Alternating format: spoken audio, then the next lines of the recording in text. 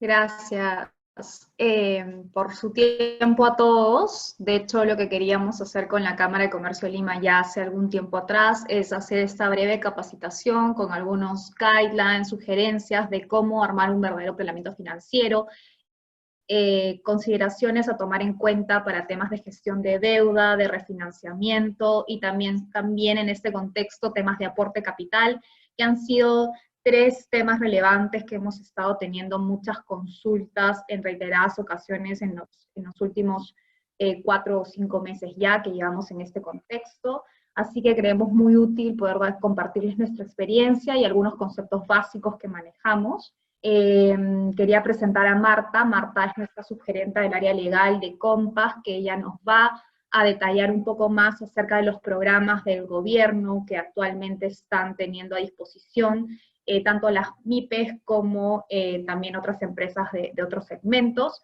Y la idea es comentarles un poquito en detalle algunas características, así como requisitos y un poco hablar del programa en general de Reactiva, FAEMIPE, y algunos otros que estaban contemplados en los decretos de urgencia que recientemente han sacado en el gobierno, ¿no? Yo soy Carla Cano, yo lidero todo lo que es deuda privada en Compass Group, estoy en Compass hace 3 años. Principalmente en Compass nos dedicamos a gestionar fondos de inversión.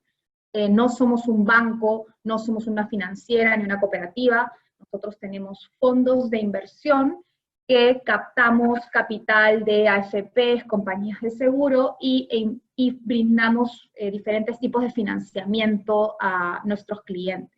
Principalmente llevamos 16 años en el mercado del factoring o confirming, y recientemente, desde el año pasado, estamos ofreciendo también soluciones de mediano plazo para nuestros clientes en términos de financiamiento. Entonces ahora les voy a comentar un poco más, pero eso es un poco la historia de Compass y llevamos 16 años en el país haciendo ello. Así que gracias, voy a empezar. Queríamos arrancar comentándoles o haciendo una breve reseña acerca del contexto macroeconómico, que creo que es importante señalarles algunos puntos de los recientes acontecimientos y un poco qué desencadenarían ellos en algunas de las principales variables económicas que es necesario considerar al momento de tomar cualquier decisión financiera para nuestras empresas. Entonces, claramente, ya venimos todo el 2020 en un contexto de volatilidad económica importante, ¿no? De mucha incertidumbre, tenemos esta crisis, este contexto de pandemia se conoce como un evento de cisne negro en finanzas. Un evento de cisne negro es un evento que todos los analistas económicos, políticos, financieros, nunca le habían asignado una probabilidad importante de que suceda y que finalmente termina sucediendo. De hecho, si conversamos con nuestros pares en la banca, que genera muchos de estos escenarios y corren muchos escenarios de estrés en economía, de crisis, asignan probabilidades a diferentes tipos de contextos y de crisis. Y el contexto de pandemia era un contexto que se había asignado una probabilidad del año pasado de un 1% de que sucediese. Entonces, ese evento de una probabilidad de que suceda tan baja y que finalmente termine sucediendo es lo que se conoce en finanzas y en economía como un evento de cisne negro. Claramente, ya es real, nos encontramos, y en realidad es un evento mundial, un evento global, que inició desde enero, febrero en China, y obviamente toda la región Asia, por la globalización, etcétera, nos ha venido finalmente a impactar directamente a la economía. El contexto, además de ser complicado en términos económicos, que ahora vamos a hablar un poquito más a nivel sectorial, el contexto económico ya es complicado, pero a la vez, en nuestra región, y sobre todo acá en nuestro país, también tenemos un contexto político complicado. Es usual, es recurrente que exista una confrontación entre los poderes tanto ejecutivo como legislativo, y claramente esto no ha sido la excepción. Es lamentable el contexto en el que se está dando, pero finalmente esto solo origina que exista una mayor incertidumbre y una mayor percepción de riesgo hacia el país. Hemos pasado de una negación del premierato de Cateriano en la semana pasada, a que felizmente ya le aceptaron o le dieron el voto de confianza al premier Martos.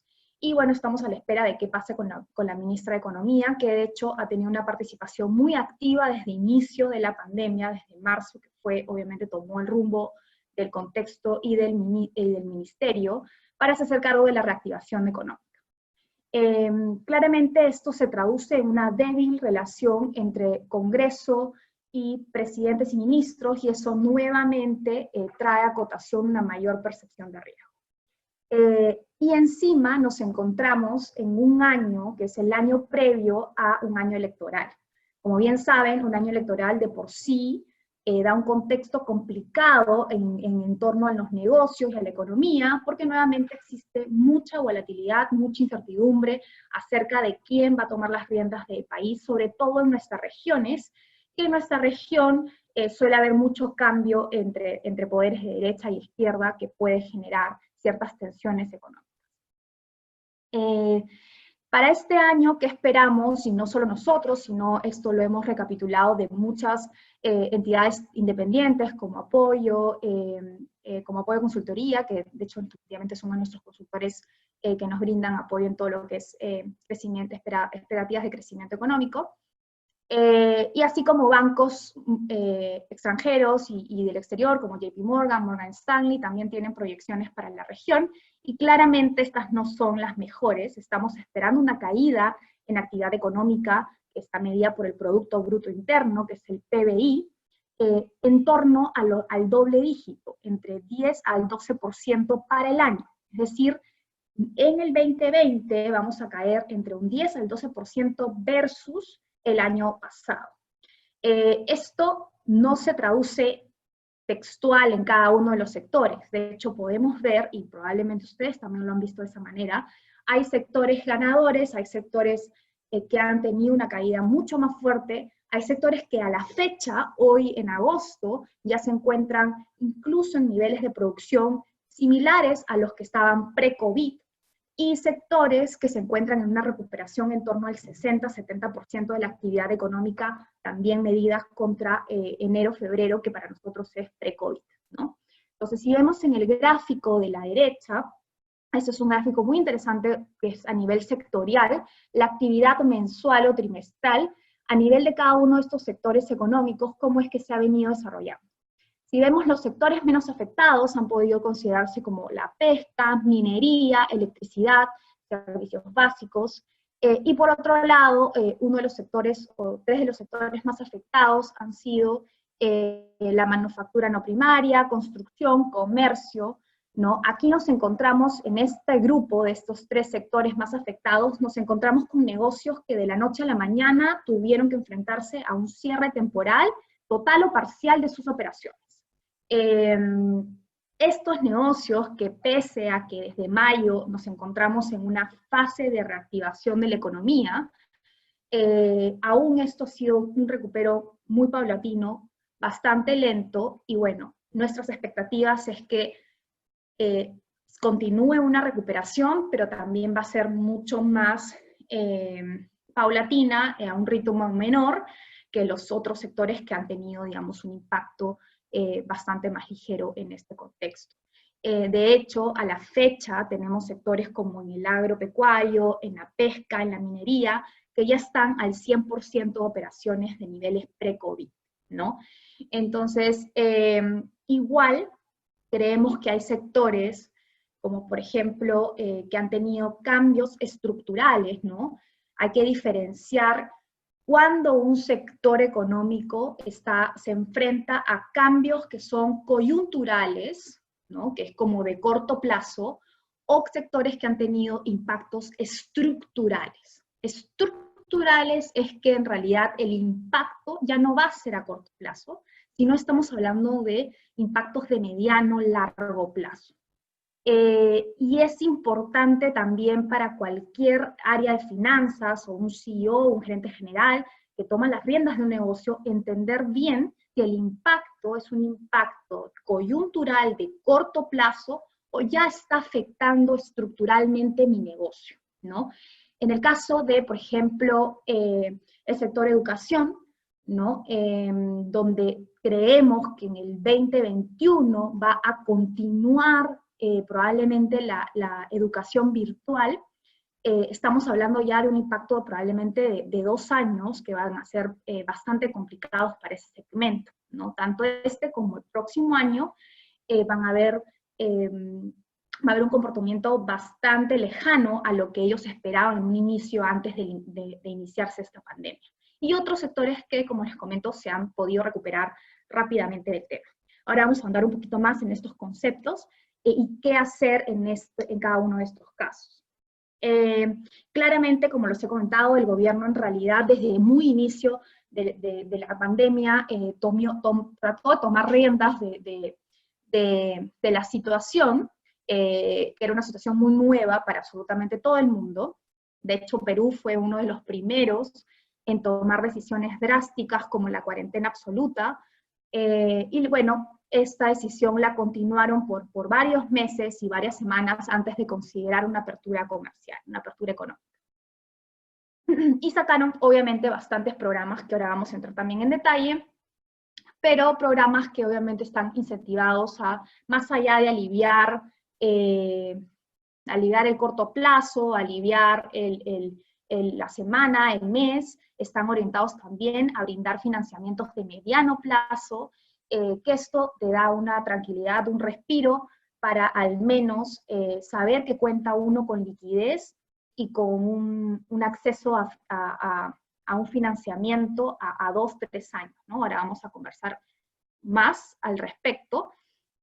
Y bueno, para terminar ya los últimos 2 slides acerca de esta situación macro, claramente hemos tenido, y es importante que nosotros al tener nuestro negocio estemos al tanto de las medidas que se toma el gobierno a niveles del Banco Central. El Banco Central es quien regula toda nuestra política monetaria y toma decisiones tan relevantes como qué tanta cantidad de dinero o de masa monetaria hay en nuestro país, así como también definir variables como las tasas de referencia de nuestro país. Entonces existe obviamente la tasa de referencia en moneda local, y esta la han venido recortando, o sea, es decir, reduciendo. Ya estamos en niveles bastante, de hecho, los más bajos históricamente, de tasas de interés. Y el principal objeto del reducir los costos financieros es claramente incentivar el crecimiento de una economía. Entonces, cuando vemos a un banco central está reduciendo las tasas, y ustedes leen en los periódicos que obviamente el Banco Central, Velarde, decidió recortar la tasa de interés de 2.75 a 2.25 a 2%, eso implica que están buscando incentivar el crecimiento económico al bajar el costo financiero para la banca, para las empresas, etc.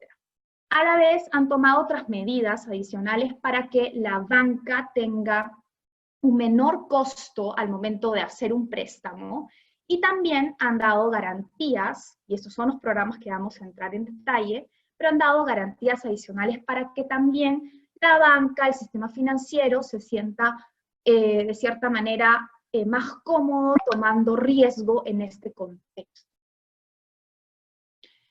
Entonces, ¿qué esperamos para los próximos años? Si bien es cierto, este escenario no se ve muy optimista para el 2020, creemos que para el 2021 sí va a existir una recuperación paulatina en nuestro país, y de hecho vamos a ser a nivel regional uno de los que tiene mejores perspectivas de crecimiento versus países como Brasil, Chile, Argentina, Colombia, Ecuador o México. Perú principalmente debería estar creciendo en torno casi al 8% el próximo año, y este crecimiento, o sea, una reducción, una caída de un 12% este año y un crecimiento del 8% el próximo año, solo nos ubica en niveles económicos comparables al 2019. Es decir, hemos tenido que caer 12%, subir un 8% para solo encontrarnos en niveles similares a lo del 2019. Es como si 2 años después 2021 finales nos encontremos en los mismos niveles de sectores de la economía que estuvimos el año pasado, ¿no? Eso demuestra que la caída de este año es realmente importante y va a afectar, obviamente, indudablemente a la economía. Pero lo positivo es que nuestros principales socios comerciales, ¿no? Los que demandan los productos locales y que obviamente también nos ayudan a financiarnos como a nivel país, ¿no? No sé si ustedes escucharon en reiteradas ocasiones lo importante que era para la ministra de Economía poder tener la tranquilidad de los socios comerciales del país, que estén tranquilos en las políticas que implemente el país, porque así como ustedes obviamente tienen que ver cómo se financian, cómo acceden a liquidez, cómo resuelven problemas de corto plazo, problemas de largo plazo, de mediano plazo, a nivel país es exactamente la misma figura. Tenemos que exactamente ver cómo financiamos todos estos programas que el gobierno está intentando implementar. La ministra aprobó un programa de ayuda a la economía de aproximadamente 12% del PBI, es decir, era un programa importantísimo a nivel de la región, e incluso duplicaron el programa de Reactiva luego, sacando el Reactiva 2.0. Eso quiere decir que no solamente fue el 12% del PBI, sino fue un programa más grande. Entonces, ¿cómo volteamos y nos financiamos? Este financiamiento proviene del exterior o de instituciones locales como AFPs, compañías de seguro, que también le dan financiamiento al gobierno. Entonces, el gobierno también tiene que buscar cómo financiarse y es importante la perspectiva de riesgo que uno tiene en el país. Por eso el contexto de peleas entre el segmento, entre el ejecutivo y el legislativo, todo eso claramente no aporta a la percepción del riesgo del extranjero en nuestro país.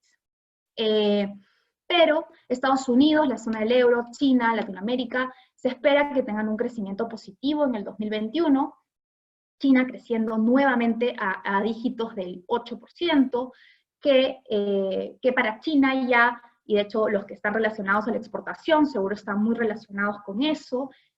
China era un país que hace muchos años crecía a doble dígito y era muy favorable para nuestro país, que somos un país exportador de commodities y China es uno de nuestros principales demandantes de ellos, de los minerales, etc. Y del sector agro cada vez más, China es un mercado importante. Había estado en los últimos años ya creciendo en torno al 5 o 6%, y obviamente esa reducción en el crecimiento de China, no a nivel absoluto, porque ya es diferente crecer a niveles más bajos de un país más grande, pero sí a nivel porcentual crecía al 6%, etc. Eso obviamente limitaba las perspectivas de crecimiento para nuestro país. Entonces, si esperamos ahora que nuestro socio comercial del Asia crezca a niveles del 8%, nosotros también vamos a estar en un crecimiento en torno al 8% para el próximo año. Entonces, nuevamente, ninguna decisión local, ninguna decisión que pase en otra región es realmente independiente de lo que termine pasando en nuestro país, porque todos estamos interconectados, sobre todo a nivel de los agentes económicos. Entonces, con este contexto, que nuevamente, repito, es un escenario de recuperación paulatina para este año, algunos sectores van a generar un crecimiento más rápido que otros este año, y para el próximo ya deberíamos esperar que todos los sectores se encuentren estabilizados y con un crecimiento moderado. Claramente hay que entender bien cómo gestionar a nivel de nuestro negocio. Entonces, deme un segundito, por favor.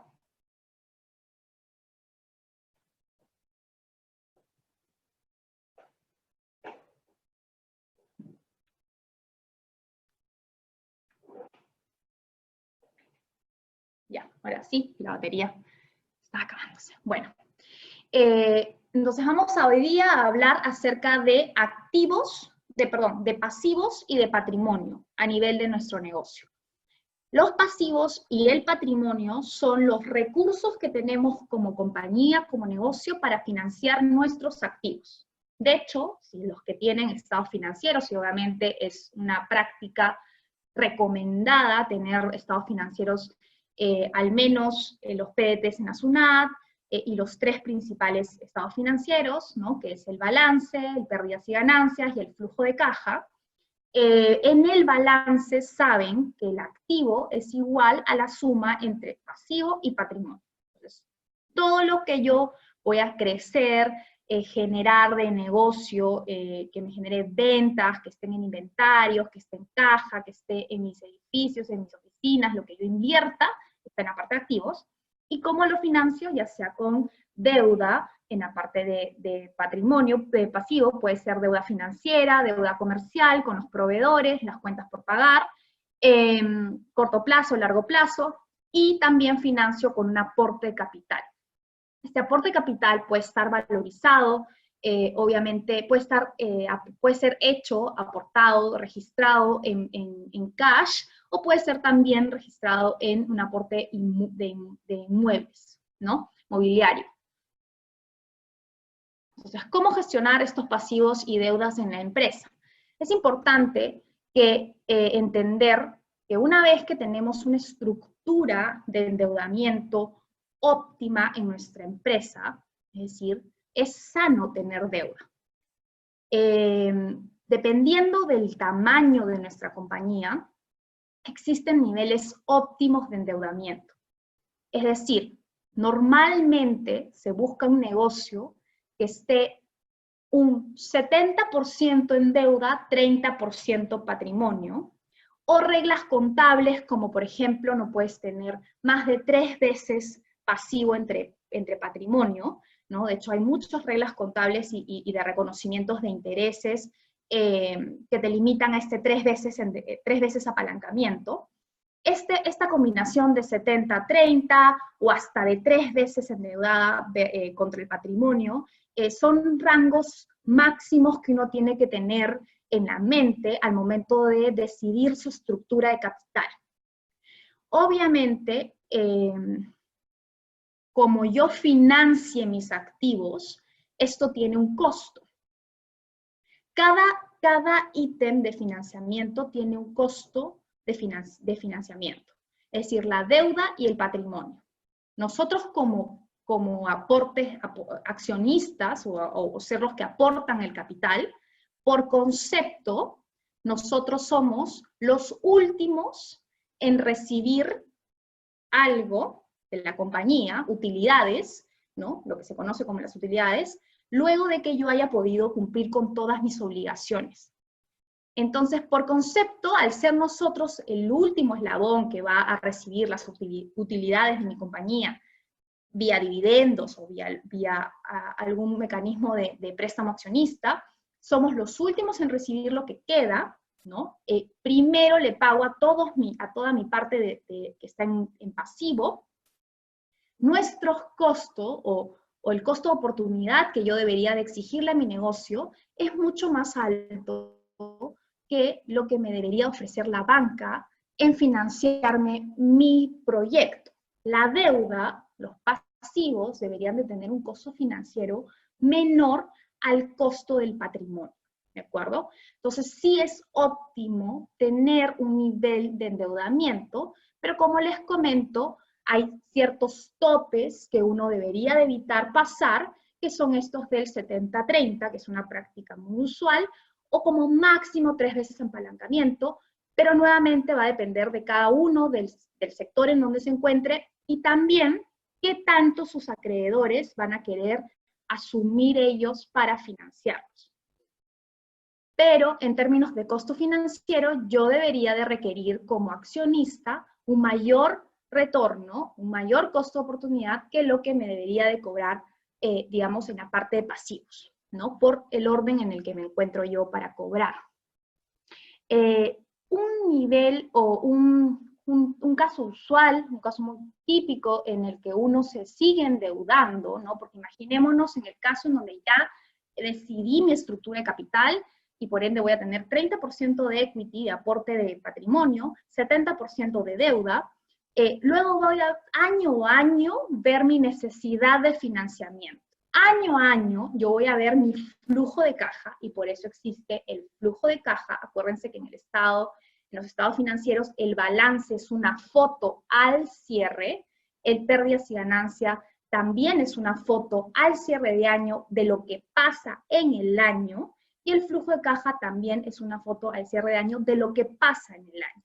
Entonces, el flujo de caja y el pérdidas y ganancias me va a ayudar a entender qué finalmente va a terminar pasando en mi balance para yo, obviamente, sostener el crecimiento de mi compañía. Entonces, en el flujo de caja, voy a ver en qué momento voy a tener descalces de liquidez, y estos descalces de liquidez van a tener que ser financiados vía deuda.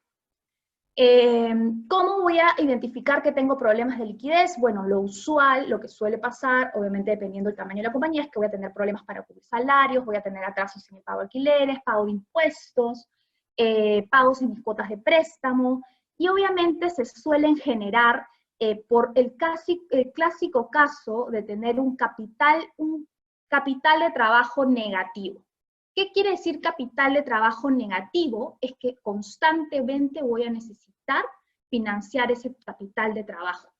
Tener unas cuentas por cobrar con días que exceden mis días de mis cuentas por pagar, implica tener un capital de trabajo negativo que constantemente voy a tener ver cómo financiar.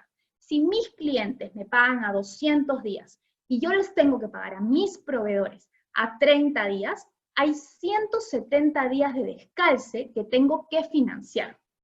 Si estructuralmente es así mi negocio, tengo que yo ser consciente que año a año tengo que ver cómo financiar ese capital de trabajo negativo. Y eso obviamente depende del sector, depende del poder de negociación que existe entre proveedores y clientes.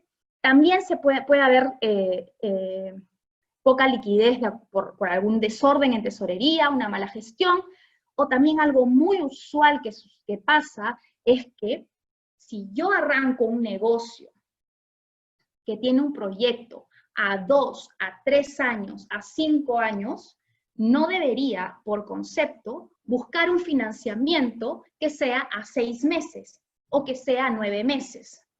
Porque ese descalce, ¿no? Tal igual lo hemos visto en capital de trabajo, ese descalce a nivel de la estructura de financiamiento, también origina que yo, cuando venza esta deuda, que es a los 6 o 9 meses, tenga que endeudarme nuevamente, y probablemente más, porque ahora tengo que pagar los costos financieros de esa deuda.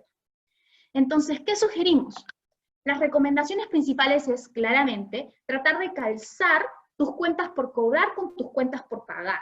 Buscar que haya un calce natural a nivel del capital de trabajo.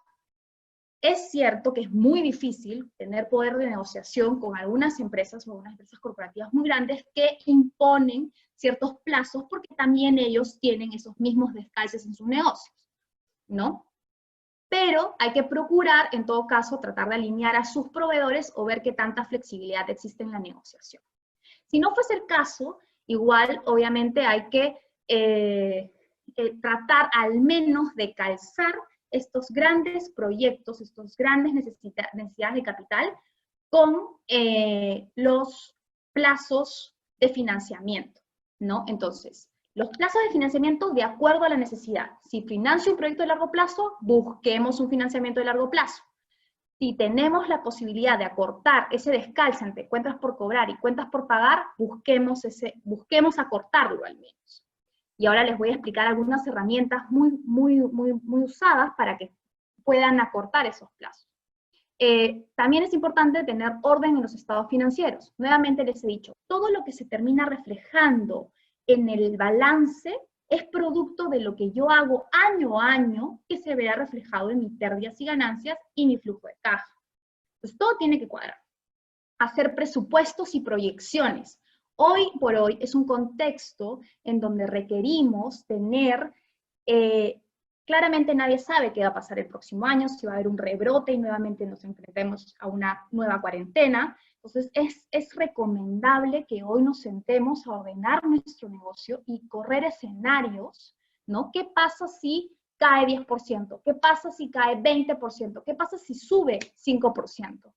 Y de acuerdo a esos 3 escenarios, siempre un escenario esperado, un escenario pesimista, un escenario optimista, al menos 3 escenarios, ver cómo gestiono y tomo decisiones a nivel financiero.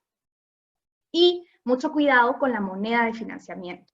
Este año hemos visto que el tipo de cambio ha subido en relación al año pasado. Es decir, el sol se ha depreciado. El tipo de cambio ha subido, estamos en niveles casi del 3.60 al día de hoy. Muchas empresas toman erradamente financiamientos en dólares cuando sus flujos son generados en soles. Entonces, aquí se origina otro descalce, pero es un descalce ya no de plazo, sino de moneda. Entonces, hay que evitar descalces de moneda, descalces de plazo. ¿Cuándo gestionar un refinanciamiento?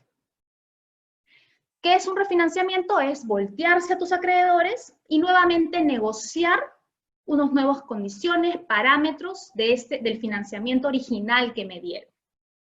Hoy es un contexto donde sentarse a la mesa a negociar tu deuda es usual, es común, ya está pasando. Toda la banca está brindando flexibilidades para el refinanciamiento de la deuda. Entonces, ¿cuándo recomendamos sentarnos a negociar esto con nuestros acreedores? Es principalmente lo mejor que nos podría pasar es que te sientes a negociar porque encontraste una mejor oferta de financiamiento a menor costo financiero. Las tasas bancarias, en efecto, han venido reduciéndose año a año en el mundo. A nivel mundial hay una tendencia a la reducción de costos financieros. Ligeras año a año, pero existe. Entonces, si ustedes sacaron un préstamo hace muchos años, de repente está a costos financieros que a la fecha podrían conseguir algo mejor. Entonces, si existe, o ustedes piensan haber en el mercado financiamientos a menores costos financieros, es saludable sentarse a reperfilar, a conversar el refinanciamiento de su deuda para la reducción de los costos financieros. Ya sea con la misma entidad financiera, hoy por hoy existe la alternativa de que les compren deuda de banco en banco.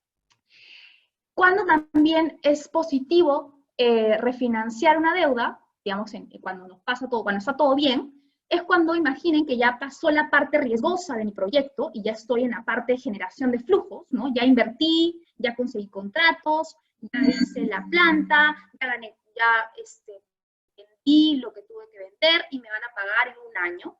Entonces ya pasó 12 meses desde que me financiaron y a partir del 13º mes, mi negocio tiene una mejor percepción de riesgo, porque ya hay claridad, ya estás recibiendo flujo. Entonces, ustedes acuérdense siempre de que cuando ustedes inician un negocio, un proyecto, hay menor visibilidad, mayor incertidumbre, por ende mayor riesgo y se debería trasladar, en efecto, mayores costos financieros. Pero luego de pasar esa etapa, deberíamos de encontrarnos ya en la posibilidad de negociar unas mejores condiciones para nuestro negocio. Cuando todo va mal, por el contrario, también es necesario sentarnos a refinanciar la deuda. De hecho, es mucho más usual sentarnos a refinanciar la deuda cuando todo va mal que cuando todo va bien. Lo principal es cuando yo espero que mi proyecto genere un flujo que sea de X monto y en realidad no es el 100% de ese monto, sino la mitad, o llegué al 75% de ese flujo. Cuando empiezo a ver que no estamos teniendo el retorno esperado de mi proyecto o mi empresa no está generando los flujos adecuados que yo había esperado para poder pagar esa deuda, entonces tengo que sentarme a discutir cómo poder refinanciar para que mi cuota, mi servicio de deuda, que es los intereses más amortización, puedan ser asequibles con el negocio como está ahora. Es decir, con ingresos menores a los esperados.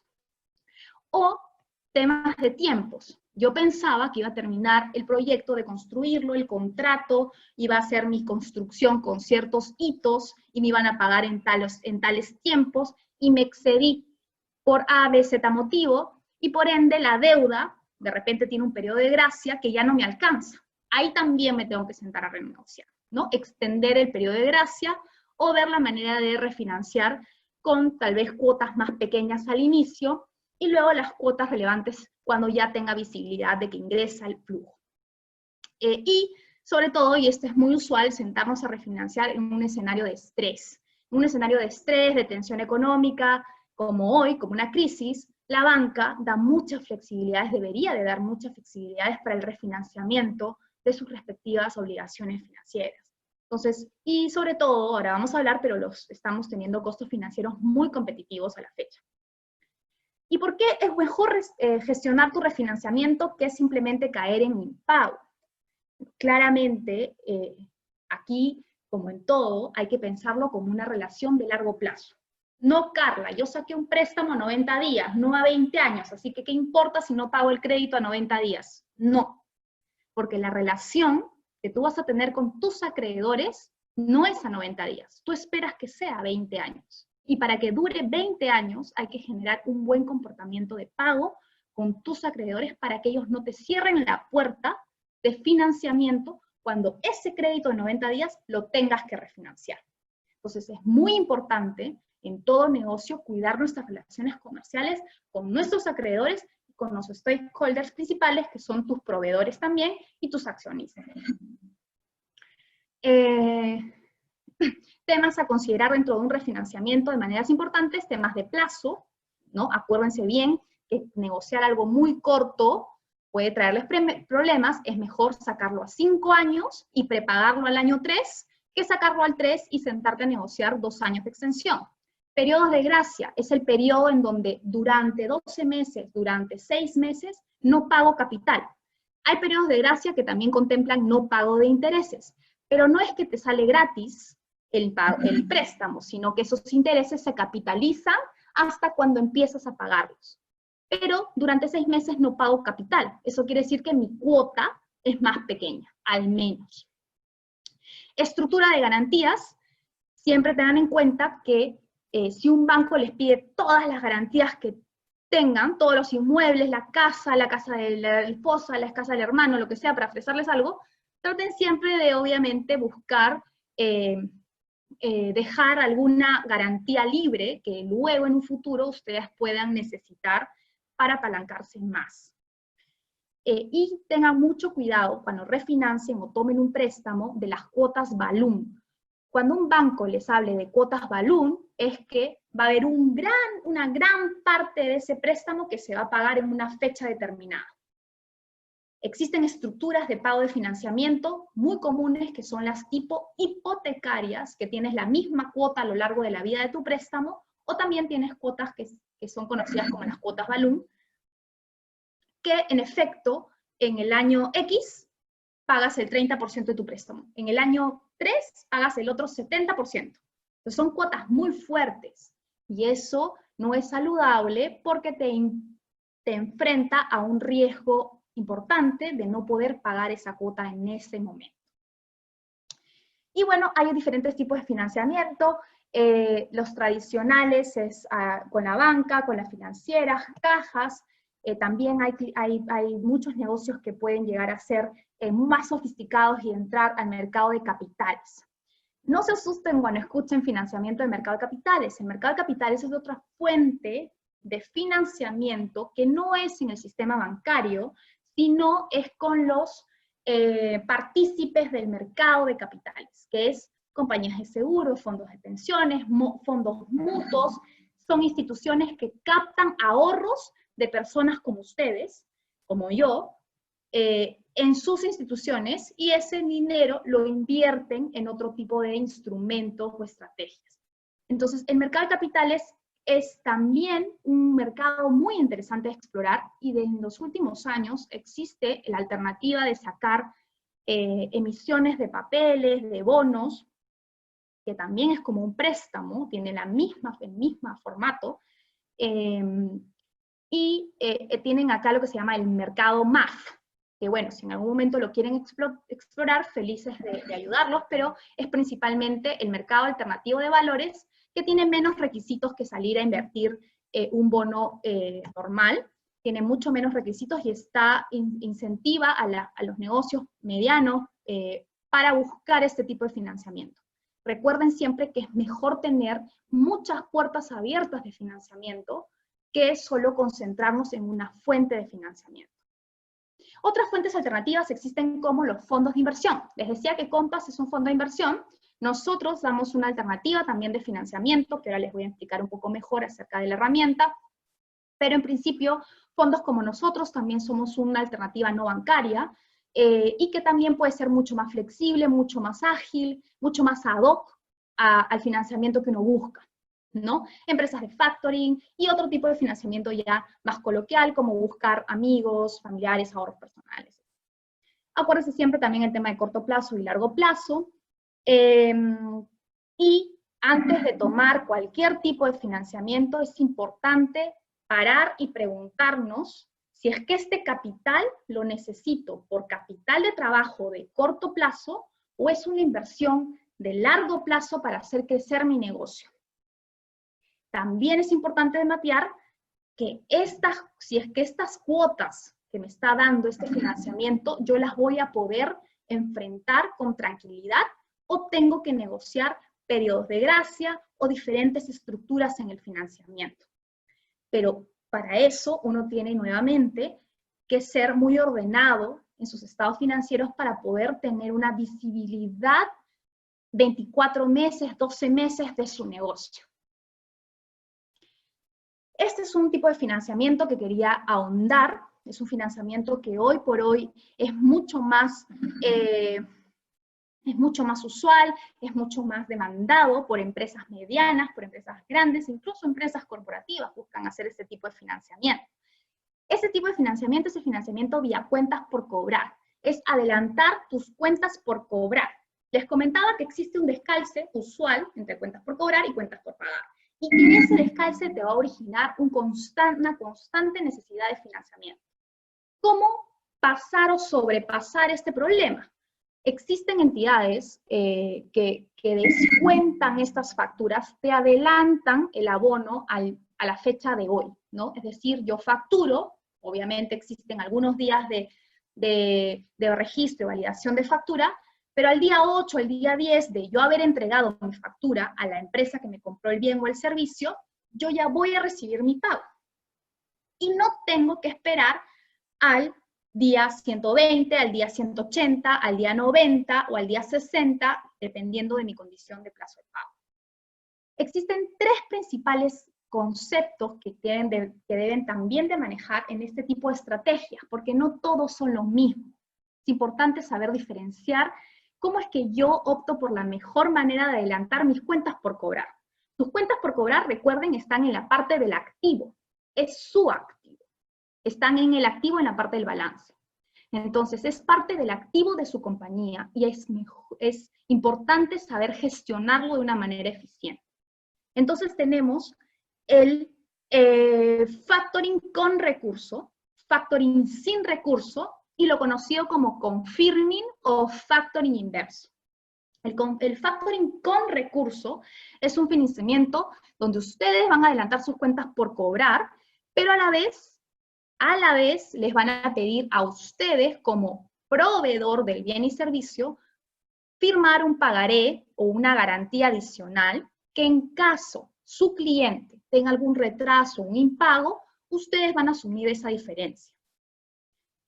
Además, dado que existe un riesgo con ustedes, con el proveedor del bien o servicio, van a pasar por una extensa evaluación crediticia o les van a pedir bastantes más requisitos de los otros dos estrategias que les iba a comentar. Aquí no hay seguridad del cobro, porque si yo te estoy diciendo, Carla, toma mi factura, pero en realidad en 90 días, cuando te tengan que pagar mi factura, cualquier problema te lo resuelvo yo, entonces de repente me quedo a esperar que yo cobrar directamente mi factura, ¿no? Y como les comentaba, cualquier diferencia en el abono, o moratorios o compensatorios, se los suelen cargar al que emite la factura. El factoring sin recurso, por el contrario, no les pide pagaré. Y pueden no requerir una extensa evaluación crediticia porque al final ya no hay nada que les puedan exigir a ustedes en el sentido de ir a cobrarles la mora, el compensatorio, etc. Hay un poco más de seguridad en la cobranza, de hecho hay seguridad en la cobranza, y cualquier caso de impago ya la entidad financiera que les toma ese descuento sin recurso va a tener que ir a arreglárselas con su respectivo cliente. Y en cuanto al confirming, tampoco requiere firmas de pagaré, y acá uno se afilia a un programa que les da recurrencia y les da visibilidad en las cobranzas. Porque en el factoring, con recurso y sin recurso, ustedes cada factura tienen que ir a buscar el financiamiento. En el confirming, en realidad, ustedes se afilian a un programa, y no todos los clientes lo tienen, es cierto, pero de que si es que su cliente tiene ese tipo de programas, es importante explorarlo y evaluarlo, porque suele ser muy eficiente a la manera de financiarte. Es un programa que te da visibilidad, ya te afilias al programa y constantemente te pagan vía esa metodología, y ya no te tienes que estar preocupando si realmente descuentas ese día, descuentas esa factura, no descuentas esa factura. Te permite planear, planificar y tener visibilidad, que hoy por hoy realmente es mucho más relevante que antes incluso. Entonces, ¿cuáles son los beneficios para el proveedor? Imagínense, en este tipo de financiamiento de tus cuentas por cobrar, es poder acceder a un financiamiento sin una extensa evaluación crediticia y temas de requisitos. Realmente es un lujo ir a una entidad financiera y tener un desembolso sin pasar por un comité de riesgos, una evaluación crediticia extensa, etc. Y también en el caso del confirming y del factoring sin recurso, es un financiamiento que obviamente va a tener ninguna contingencia al vencimiento para ustedes. La disposición de fondos es bastante rápida, hay una automatización en la operativa, hay puntualidad de pagos, mejora tus ratios de cobranza, y es una alternativa bastante ágil y rápida de implementar. Muchos se confunden o realmente no conocen la herramienta del confirming versus el factoring, y en realidad el confirming, si bien es cierto, no es tan rápido, no es tan inmediato, como que necesito pagar planillas mañana, busco mi factura y la descuento, ¿no? Y la descuento y me la dan en 2 horas, la plata. En el confirming no es tan inmediato porque hay una afiliación que hacer, y el cliente tiene que pagarle sus pagos, y una vez que en realidad recién el cliente les va a poder cargar el pago cuando ellos registren y validen la factura que ustedes han dejado. Pero esto les permite incluso financiarse a 1/3 del costo financiero de lo que podría estar el mercado de factoring con recursos. Entonces, realmente, dentro de un curso de planeamiento financiero, dentro de una breve explicación de lo que uno tiene que considerar en la gestión de sus pasivos, nuevamente, la eficiencia, la efectividad en el planeamiento les puede generar un gran ahorro. Recuerden que a mayor costo financiero que uno asume por sus pasivos, eventualmente les va a gatillar una mayor necesidad de financiamiento, y se arma una especie de burbuja, porque en realidad, si mi negocio no puede, está con las justas en los márgenes, imagínense que su negocio, en su margen de generación de EBITDA, de utilidad, mi margen es 15%, y pago en costos financieros 25, 30% anual, nunca voy a dejar de endeudarme para mi negocio. Entonces, la planificación es, y reitero, importantísimo para gestionar cualquier negocio, porque ahí es donde uno puede conseguir realmente eficiencias, buscar las mejores alternativas con tiempo y realmente disponer de ellas, porque en el mercado hay definitivamente hay una gama interesante a explorar. Nosotros llevamos 16 años en el mercado haciendo confirming y factoring sin recurso, y realmente vemos los beneficios tangibles en nuestros clientes. Ahora, en el patrimonio. Esto es otra parte de mi balance que nuevamente me ayuda a financiar mis activos. En el patrimonio, recuerden, ¿no? Nuevamente, ustedes como accionistas son los últimos en recibir utilidad, si es que queda, en mi compañía. O, si lo vemos de otra manera, son los primeros en asumir cualquier pérdida que el negocio pueda tener. Sus acreedores financieros, cualquiera que ellos sean, pues la caja, el banco, lo que sea, están en un orden de prelación mejor al del accionista. Es decir, que ante un evento de liquidación de una compañía, primero se le paga a estos acreedores a la banca, ya sea una deuda garantizada, una deuda no garantizada, a tus proveedores, de hecho primero, y por último a los accionistas. Entonces, es importante también saber en qué momento hacer un aporte de capital. Les comentaba al inicio que estos números prácticos del 70-30 o del máximo 3 veces apalancamiento es importante tomar en cuenta, porque va a llegar un momento, ¿no?, que si mi negocio no está bien gestionado, no hice una adecuada planificación financiera, tengo numerosos descalces en plazos de capital de trabajo, en plazos de endeudamiento estructural, en temas de moneda, todo esto me va a generar más deuda año a año. Y ya llegará un momento en donde mi estructura de capital, si yo empecé con 70-30, termine estando en 90% palanca, 10% patrimonio. En ese momento dejó de ser óptimo mi financiamiento, mi estructura de capital. Y probablemente mis acreedores financieros ya no me presten más plata, ya no acceda a financiamiento porque ya ven a tu negocio como un negocio sobreapalancado. Ratios importantes a seguir en sus estados financieros es la pasivo entre patrimonio, ¿no? Pasivo entre patrimonio o deuda neta entre EBITDA o utilidad operativa, como lo quieran ver, pero esos dos ratios son los principales para ir midiendo qué tan apalancada está mi compañía. Palancas de arriba del 3, del 3,5, ya es un negocio que se percibe como mayor riesgo. Y a mayor riesgo, nuevamente, mayor costo financiero. Entonces, es importante considerar para un aporte capital es en qué momento es óptimo hacer el aporte de acuerdo a mi estructura de capital, si ya estoy muy apalancada. No solo mis acreedores me lo van a pedir, sino también es saludable para mi negocio hacer un aporte capital.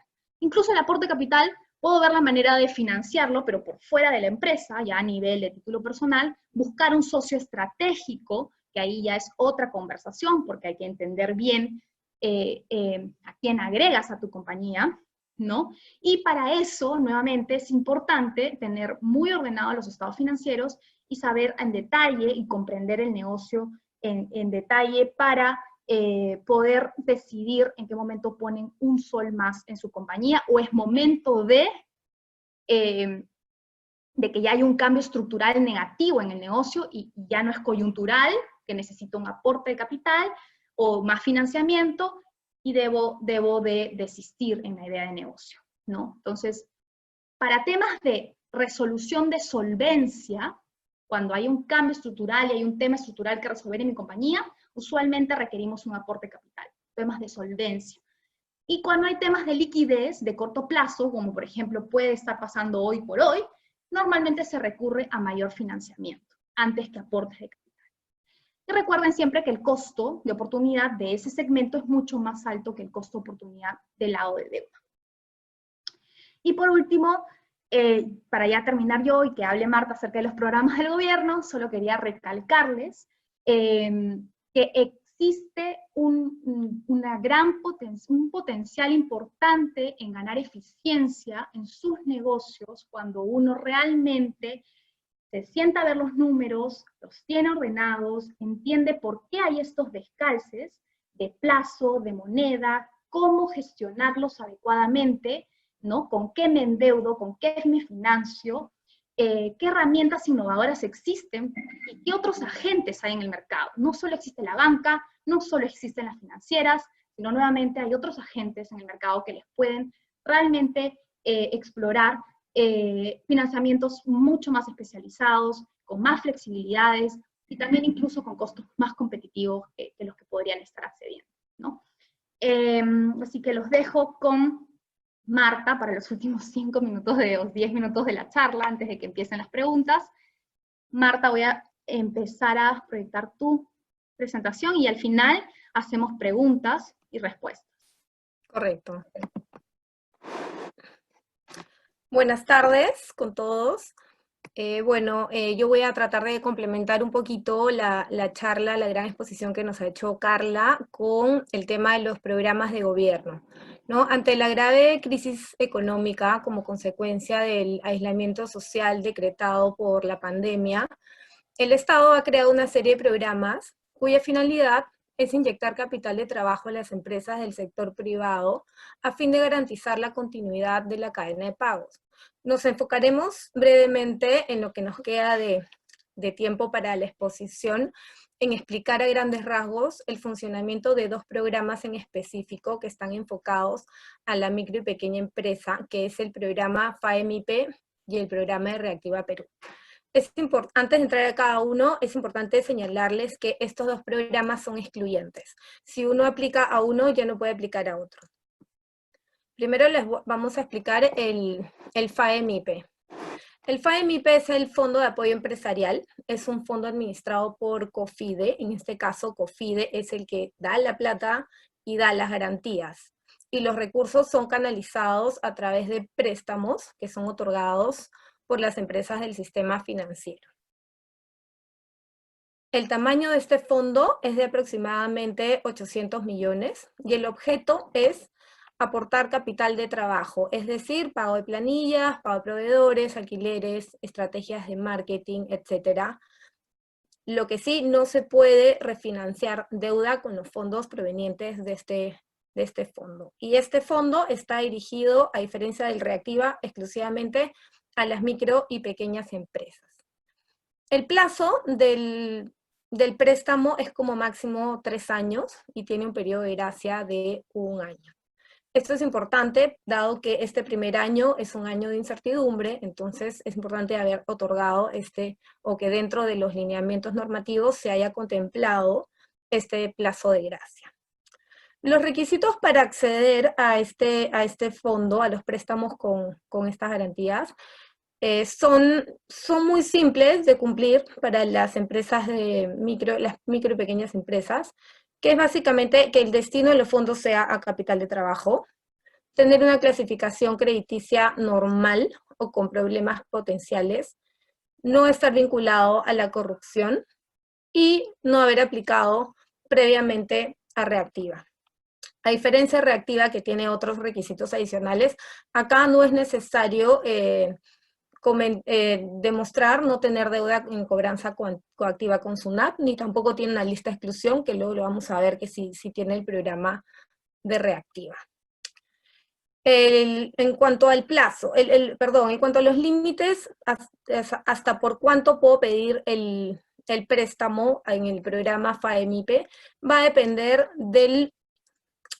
de 2 veces el promedio mensual de la deuda de capital de trabajo de la MIPE en el año 2019. Entonces, por ejemplo, si durante el año 2019 yo tuve una deuda de capital de trabajo de 120.000 soles, eso significa que yo más o menos me endeudé 10.000 soles mensuales. Como la norma me dice que es hasta 2 veces, yo podría aplicar o pedir un préstamo de hasta 20.000 soles. Existe un tope de 30.000 soles por empresa que accede a este programa. Y estas garantías que van a ser respaldadas por COFIDE tienen un límite, ¿no? Si el préstamo es de hasta 10.000 soles, el límite de la garantía es hasta 98% del monto, y si es de más de 10.000 soles, hasta 30.000 soles, será de 90%. Acá sí es importante recalcar que esta plata, si bien la da COFIDE, se canaliza a través de préstamos de las empresas del sistema financiero, y por empresa del sistema financiero no debemos pensar en bancos necesariamente, ¿no? De hecho, en el programa FAEMIP han predominado básicamente las microfinancieras y las cooperativas de ahorro y crédito, han tenido una presencia mucho más importante que la banca para las micro y pequeñas empresas. Esto también porque estas microfinancieras están más acostumbradas ya a trabajar con las MIPE, las conoce mejor que la banca, ¿no? Y las tasas, finalmente, antes de pasar a Reactiva, las tasas son subastadas por COFIDE, lo cual incentiva a la baja. El otro programa es el programa Reactiva Perú, que a diferencia del FAEMIP, acá pueden acceder no solo las micro y pequeñas, sino también la mediana y la gran empresa.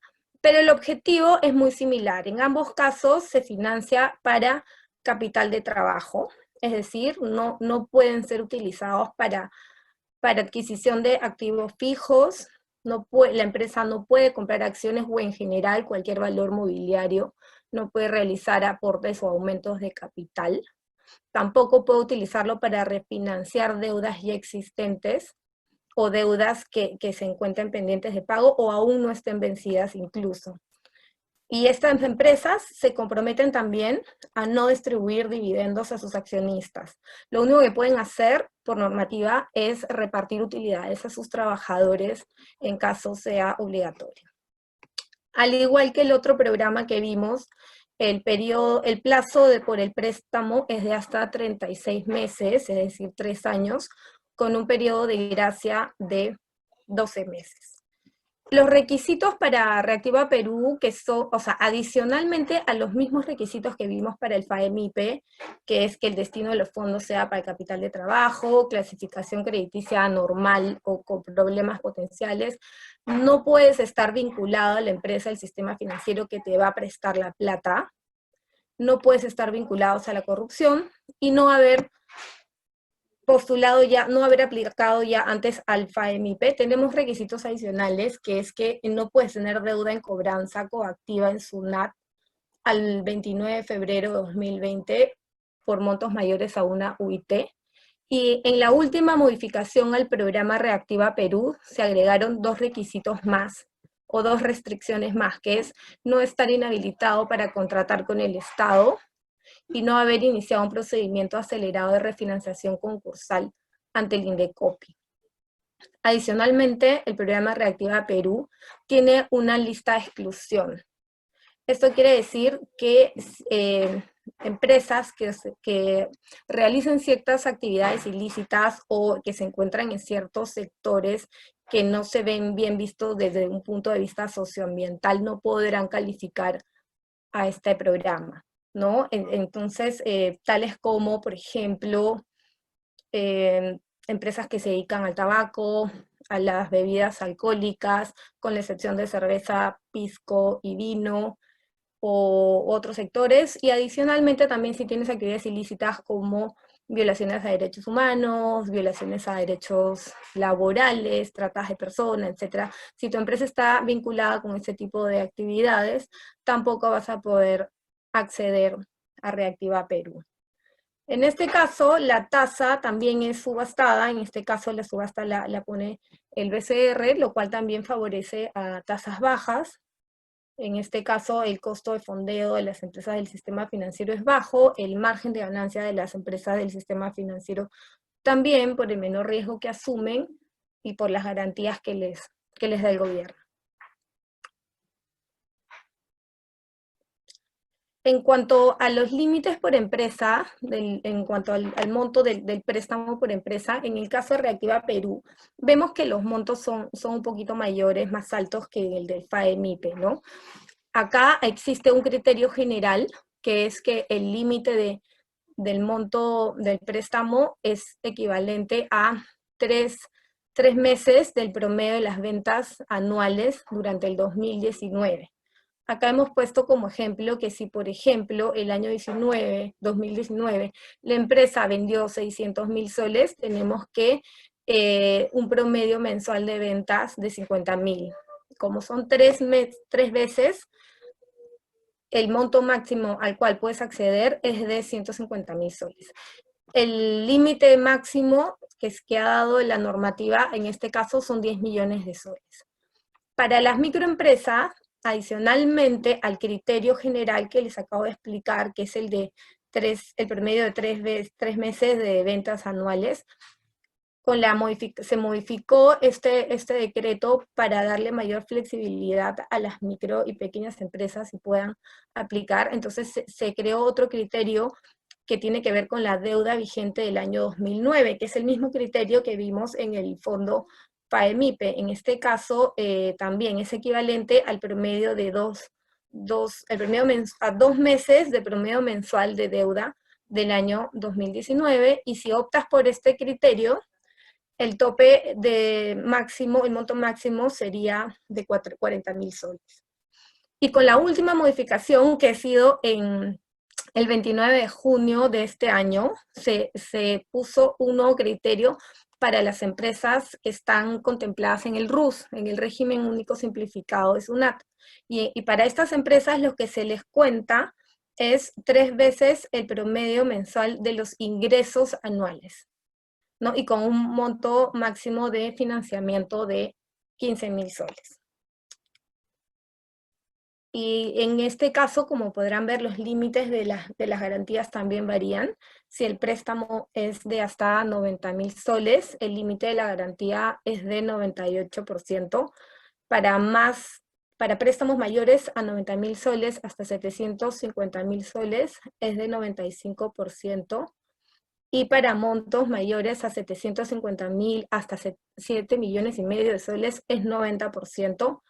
Y más de 7,5 millones hasta 10 millones es de 80%. Acá quiero hacer énfasis en el tema de que los requisitos y las condiciones que les mencioné, el banco es el órgano supervisor de estas empresas y el banco es el que les va a calificar a las empresas.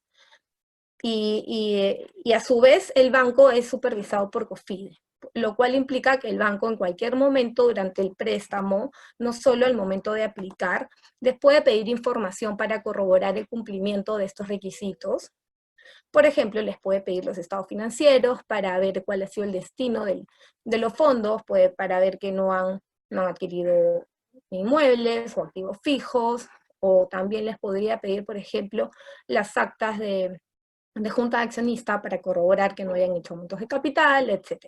Y si en algún momento el banco corrobora el no cumplimiento de estos requisitos, el préstamo deja de estar garantizado y el banco puede pedir la aceleración del préstamo, ¿no? Solo para que lo tengan claro. Acá hemos tratado de hacer una especie de comparación de estos dos programas con los resultados a la fecha. A la fecha, bueno, en el del FAE-MIPE lo hemos analizado el 22 de junio, tenemos a 143.000 MIPES beneficiadas. El 60% de estas MIPES pertenecen al sector comercio, el 30% de los beneficiados se encuentran en Lima.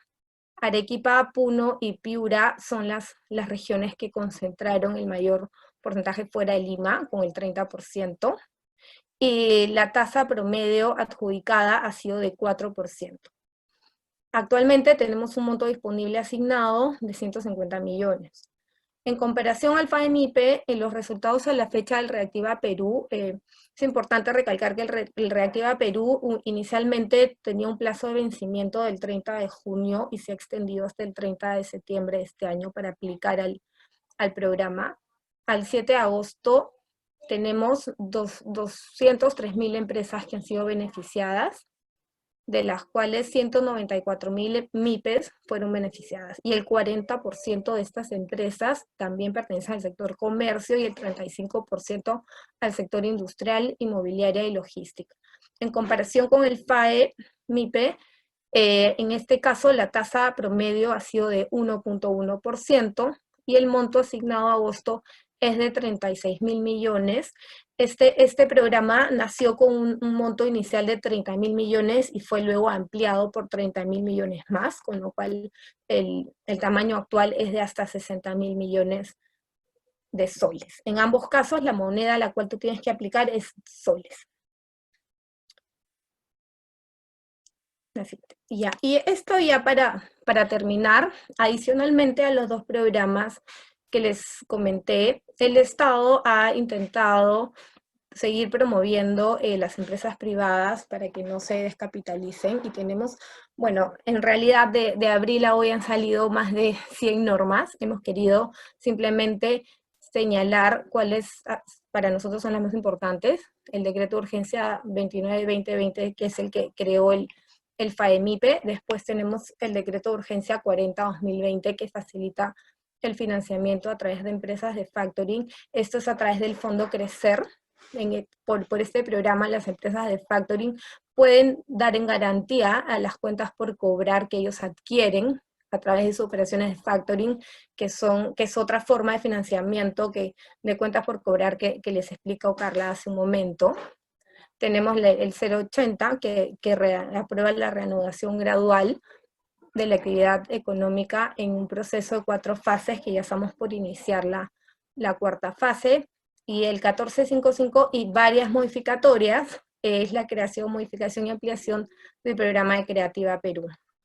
Adicionalmente a estos programas, el Estado también ha querido apoyar a la empresa privada de alguna otra manera. Por ejemplo, en el mes de abril del 2020, que fue el mes que creo yo ha sido donde estuvo paralizada la mayor parte de las empresas, en esa época solamente operaban las empresas que brindaban servicios esenciales. El Estado apoyó a las empresas privadas con un subsidio del 35% del sueldo de los trabajadores que tengan un sueldo de hasta 1.500 soles, y posteriormente a ello, el Estado emitió el decreto que regula las condiciones para poder aplicar a una suspensión perfecta de labores. Siempre y cuando, teniendo en cuenta siempre que la suspensión perfecta siempre es un último recurso, porque el Estado siempre también va a proteger y tratar de prevalecer la relación laboral con el trabajador. Entonces, para yo poder aplicar la suspensión perfecta, siempre voy a tener que primero haber agotado otros recursos como vacaciones, tanto truncas, pendientes como adelantadas, licencias con goce, sin goce, o también haber intentado con mi trabajador llegar a un acuerdo para, ya sea para reducción de sueldo o para reducción de jornada, dependiendo del caso, ¿no? Y también hemos visto algunos, no es nuestra materia, pero también hemos visto algunos beneficios tributarios sobre suspensión o extensión de plazos, tanto para declaraciones y pagos ante SUNAT. Buenísimo. Esto sería todo. Muchas gracias, Marta. Tengo algunas consultas aquí para resolver. Creo que nos queda poco tiempo, pero vamos a tratar de resumir. Acá tengo una que pregunta sobre las cuotas balloon. Las cuotas balloon en una estructura de amortización es que es una cuota globo, ¿no? Es una cuota que contempla un importante porcentaje de amortización en una fecha particular. Por ejemplo, en la cuota hipotecaria tienes la misma cuota siempre, solo que pagas un poco más de intereses y menos capital al inicio, y luego los intereses se bajan y el capital sube, pero la cuota es la misma. En una cuota balloon es que pagas una cuota, ¿no?, de intereses, y de ahí un 30% de capital en el año 2 o en el trimestre X, y otros 60 o 70% del remanente del capital en otro trimestre. Entonces se hacen cuotas globo. Entonces eso es riesgoso porque contempla una salida de caja importante en un trimestre específico. ¿Qué tipos de empresas pueden acceder al factoring o al confirming? ¿Cuántos años mínimos? Bueno, en realidad este tipo de programas, nuevamente, son bastante beneficiosos para financiar tus cuentas por cobrar. Los requisitos suelen ser mínimos, sobre todo para el caso del confirming. Por ejemplo, con Compass, en nuestro caso en particular, solamente pedimos que nos pasen el acta de constitución de empresa, nos firmen un anexo y un contrato de cesión de acreencias, y verificamos las vigencias de poderes de los firmantes, ¿no? No hay ninguna evaluación crediticia. Sí verificamos que no tengan temas de lavado de activo y compliance, ¿no?, temas de corrupción, etcétera, pero eso es. No les pedimos un año mínimo de trabajo con el cliente, simplemente les pedimos que tengan la factura, digamos, la titularidad de la factura correctamente hacia ustedes, y luego nos la endosan. ¿Cuáles son los... Marta, estás en allá. Y luego temas de lo de costos de comisiones que cobran los bancos para ese tipo de programas de confirming y factoring. En realidad, no hay, en nuestro caso, no suele haber una comisión muy alta en este tipo de transacciones. Las empresas de factoring sí tienen, las que hacen factoring con recurso, tienen costos adicionales a las tasas que les cobran. Es importante que en cualquier financiamiento ustedes distingan qué es una tasa mensual, nominal mensual o efectiva mensual al anual, ¿no? Hay muchos bancos que les hablan de tasas de 10, del 12% anual, y hay empresas de factoring o algunas otras entidades que les hablan de tasas del 1, 2%, 3% mensual. Entonces ustedes tienen que comparar siempre la misma frecuencia en costos financieros. Entonces pasan sus mensuales a anuales y luego ahí recién pueden comparar realmente. Y adicionalmente, siempre traten de llegar a la tasa de costo efectiva, es decir, la TCEA, porque eso contempla los costos adicionales al financiamiento. Les ponen costos legales, administrativos. En nuestro caso en particular, trabajamos con tasas nominales entre el 9 al 12% anual, es decir, 0.8 mensual, 1% mensual, ese es nuestro rango de financiamiento, y no tenemos ningún costo adicional ni de legal, ni de administración, ni de cabal, ni tampoco pedimos garantías, ni el aforo, ni ninguna retención. ¿Y cuáles son estos agentes? Bueno, los fondos de inversión, de ahí les vamos a dejar nuestros contactos también, pero hay fondos de inversión, hay los fondos de inversión que tienen diferentes estrategias, tanto en la parte de mediano como en el corto plazo, ¿no? Nosotros, por ejemplo, ya brindamos una oferta más integral a nuestros clientes para financiamiento. Y luego hay algunas preguntas acerca de los programas del gobierno, acerca del Reactiva o del FAEMIPE, acerca de si es que pueden acceder al Reactiva 2.0. En principio, mientras no sobrepasen el límite del monto, por ejemplo, en el caso de Reactiva, 10 millones de soles, si en el Reactiva 1 ya les dieron 10 millones de soles, entonces ya no pueden ir al Reactiva 2, ya no les aplica. Pero si si todavía les queda espacio en el monto del préstamo, ¿no? Por ejemplo, en el FAEMIPE 30.000 soles, entonces pueden ir a aplicar por lo que les queda de remanente. Lo pueden hacer con el mismo banco, lo pueden hacer con otro banco, eso sí, no, es independiente. Recuerden siempre que los bancos pasan por este tipo de subastas, donde el Ecofide les asigna el monto de acuerdo a las tasas que ellos colocan. Y luego cuando asignan el monto, el banco ya se voltea a asignarle a sus clientes. Entonces es importante, ¿no? que sí cuiden la relación comercial con este tipo de entidades con las que están pidiendo estos programas, porque hay un gran componente que el banco va a decidir a quién se le asigna luego de la subasta, ¿no? Entonces tienen que siempre estar muy cerca a estas entidades financieras. Después,